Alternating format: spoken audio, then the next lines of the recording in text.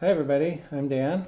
And I'm Nicole. Happy Halloween Happy Halloween. and welcome to our annual Halloween special. Yes. Yeah, it's that time of year again. It is. It's my favorite time of year. Can you tell? So anyway, we got a maze set up again this year, and it's a little different because we made some changes to the yard. Basically got rid of a lot of our grass, and part of it we put gravel and decomposed granite pathways, and in another part we actually paved it because we have like two different driveways, and the paving basically connects them to make like a circular driveway, so it's a little more convenient for us to drive, and it's also less mowing and less watering and all that, which in our state is pretty good because we're always in a drought, it seems like. So That is very true. yeah. So anyway, but all of that has necessitated some redesign. So Nicole had to kind of rethink. A lot of stuff. Yeah. A lot of stuff. Yeah. I'm watching stuff blow in the breeze out there right now. It's catching my eye.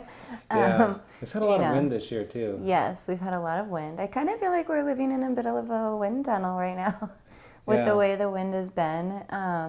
But the changes to the property are really good because, like Daniel was saying, the drought, and then also, fire resistant too out here.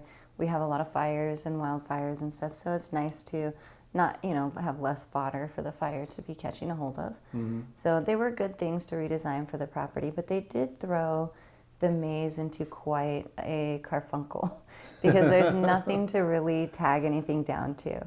So we had to come up with a lot of new ideas, and besides sandbags, we're also using weights.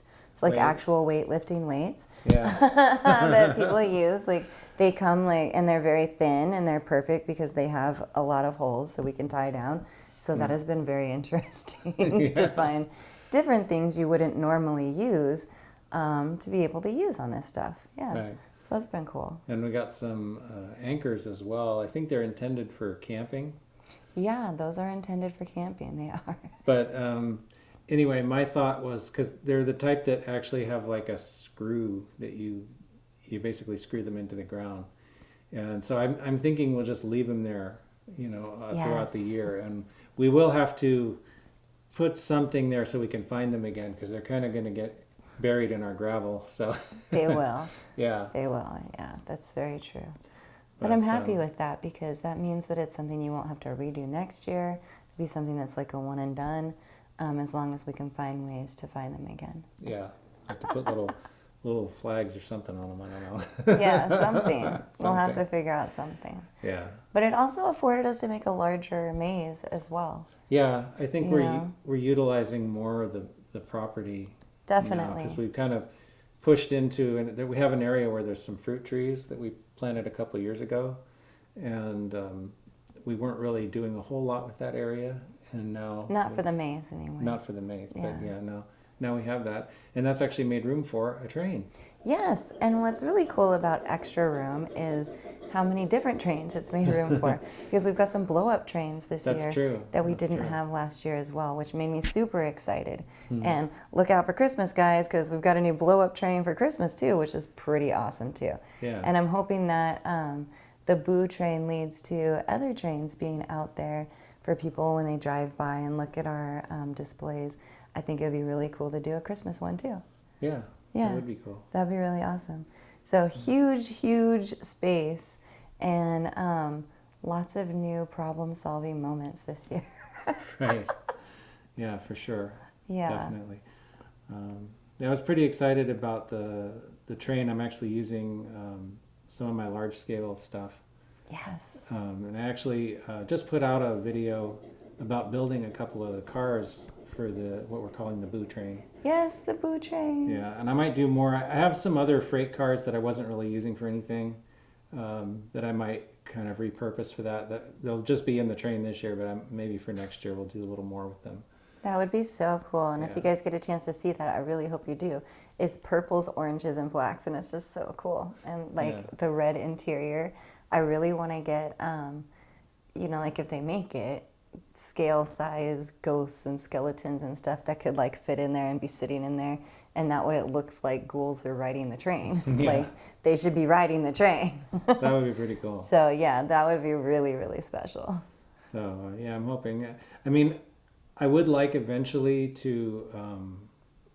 We're kind of planning a garden railroad that'll be permanent. Yes. For now, this is just kind of a temporary loop of track that's sitting out there, but I do want to eventually work it into a permanent kind of setup. Yes. And then we'll, but still maintaining a spot where we can have this kind of stuff running for these kind of events when we do that. Yes, the boo train should be every year. Yes. And Yes. it should only get better. Yeah, yeah. Be super So, excited about it. And the car that you have, that's the flat car, the idea of doing the dining table, like a dining table scape on top of it, and then like skeletons are just being driven around on the thing with this Yeah. dining table meal is just so appealing to me, and I really want to do that. Yeah, so I have to try to find some little 1/24th scale or Yes. whatever, something close to that. Halloween stuff. Yeah. Does anyone make that kind of stuff? Let us know. Yeah.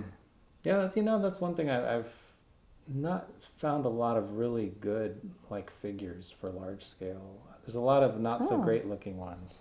So if anybody knows where there's better ones, let us know in the comments below, guys, because we definitely, obviously, need some good tips and hints for that.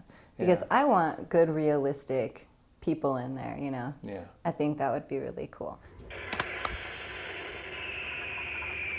We have so much new, great stuff this year that I'm just like, I wouldn't even know where to begin. You just have to watch the walkthrough that we do. Yeah, we got some new animatronic stuff.